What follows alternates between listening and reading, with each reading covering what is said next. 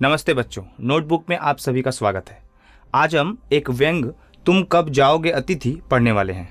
यह व्यंग भारत के हर परिवार के साथ संबंध रखता है। इस व्यंग के रचनाकार शरद जोशी हैं। व्यंग में लेखक के घर एक अतिथि का आगमन होता है। लेखक उनका खूब आदर सत्कार करते हैं और आशा करते हैं कि वे बहुत जल्द उनके घर से चले जाएंगे। किंतु अतिथि को मानो उनका घर आना इतना पसंद आ गया था कि वे जाना ही नहीं चाह रहे थे। ऐसे में लेखक एवं उनकी पत्नी की चिंता बढ़ती जा रही थी। अतिथि के अधिक दिनों तक रहने से उनकी खर्च बढ़ती जा रही थी। लेखक हर तरह से अतिथि को इंगित करने का प्रयास कर रहे थे कि अब वे चले जाएं, किंतु वे जाने का नाम नहीं ले रहे हैं।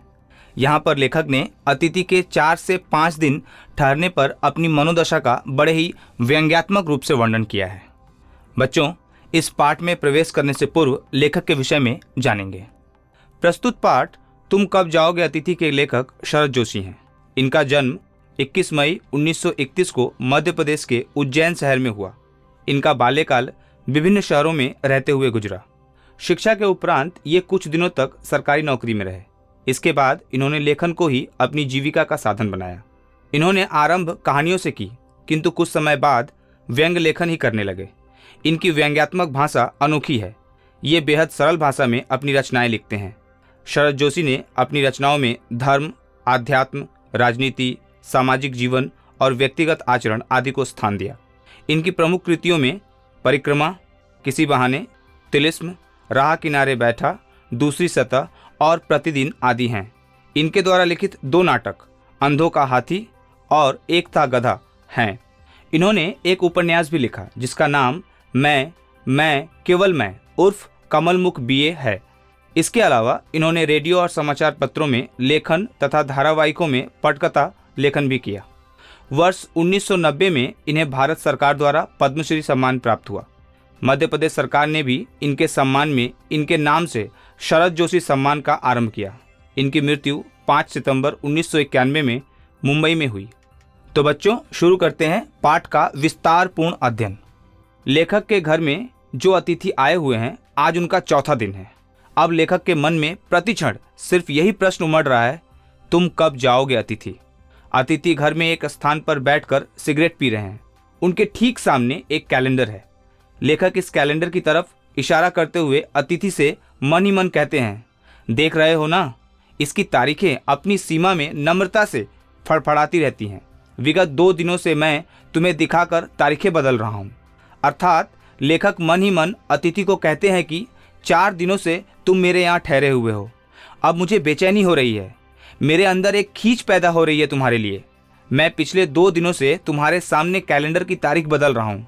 लेखक व्यंग करते हुए कहते हैं कि लाखों मील लंबी यात्रा करने के बाद नील आर्मस्ट्रांग या राकेश शर्मा चांद पर पहुंचे थे, किंतु इसके बाद भी वे चांद पर इतने समय नहीं रुके जितना तुम एक छोटी सी यात्रा करके मेरे घर में आकर रुके हो।